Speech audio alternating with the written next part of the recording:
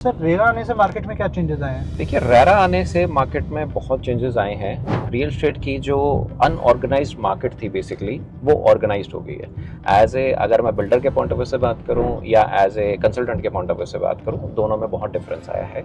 Regulatory authority का as a builder के point of view से देखा जाए तो क्लाइंट बहुत ज़्यादा सिक्योर हो गया है। पहले के टाइम पे जो फंड डाइवर्शंस थी बिल्डर की, वो बहुत ज़्यादा होती थी। जस्ट लाइक एक एग्जांपल कि अगर आपने मुझे एक सम अमाउंट जो है अपना घर बनाने के लिए दी है और अगर मैं उसी पैसे को दूसरी लैंड खरीदने में लगा देता हूँ, तो बेसिकली क्या है कि जब पैसा नहीं है तो आपका घर भी नहीं बन सकता। तो यही रेरा का जो है वो रोल प्ले करती है।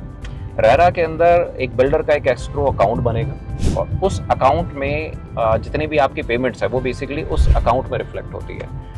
अगर बिल्डर उस अकाउंट का या उस अमाउंट का मिसयूज कहीं भी कर रहा है, जो कि ऑडिट के अंदर हर 3 से 6 महीने के बाद ऑडिट होती है, उस ऑडिट के अंदर कहीं भी अगर ऐसी कोई चीज़ बाहर आती है तो उसका जो एस्क्रो अकाउंट है वो भी फ्रीज कर दिया जाता है। तो ये बहुत ही सेफ इन्वेस्टमेंट कंसीडर होती है अगर कोई प्रोडक्ट जो है वो रेरा रजिस्टर्ड है।